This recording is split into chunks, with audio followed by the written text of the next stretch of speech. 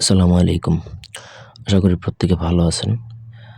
আজকে আমি আপনাদেরকে একটা ঘুম বন্ধের নিদ্রাবানের কবজ দিব। ঘুম বন্ধের নিদ্রাবান বলতে কারো ঘুম নষ্ট করে দিতে পারবেন। সে ঘুমের জন্য ছটফট করতে থাকবে, কিন্তু তার ঘুম আর হবে না। ঠিক আছে? মানে অশান্তিতে থাকবে। ঘুমের ওষুধ খেলেও ঘুম হবে না।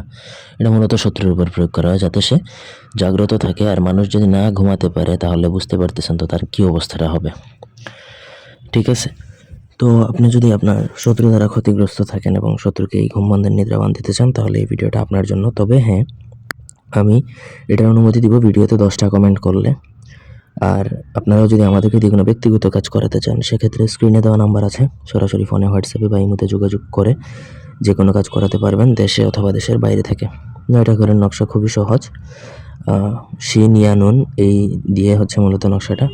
তো আপনাকে এই নকশাটা যার জন্য করবেন তার বালিশের নিচে রাখতে হবে। ঠিক আছে? যার জন্যই আপনি প্রয়োগ করবেন। তো নকশাটা যেকোনো শনি মঙ্গলবার দিন অথবা অমাবস্যার রাতে প্রয়োগ করা যায়। পূর্ণিমাতে আবার এটা প্রয়োগ করা যায় না, অমাবস্যা অথবা শনি মঙ্গলবার দিন। ভোজপাতার মধ্যে নকশা লিখবেন। অরিজিনাল গুড় কালি দ্বারা দুয়াত কলমের মধ্যে ঢুকিয়ে তারপরে লিখতে হবে। অন্য কোনো কালিতে লিখলে হবে না, অন্য কোনো পেপারে লিখলে হবে না। ভোজপাতা এবং গোরচন কালি বাধ্যতামূলক জরুরি। নকশা লিখবেন নিচে যার জন্য করবেন, মানে যার ঘুম বন্ধ করবেন তার নাম, সে ছেলে হলে পিতার নাম, ঠিকানা, মেয়ে হলে মাতার নাম এবং তার ঠিকানাটা লিখবেন। লেখার পরে সেটা তার বালিশের নিচে রাখতে হবে। বালিশের নিচে রাখা যদি যায়, রাখলেন, বালিশের ভিতরে ঢুকে সেলাই করে দিতে পারলে আরও ভালো।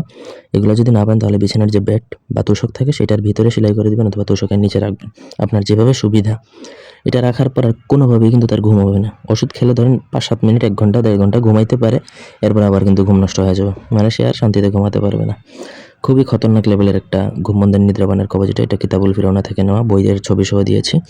ধন্যবাদ সবাইকে। আল্লাহ হাফেজ।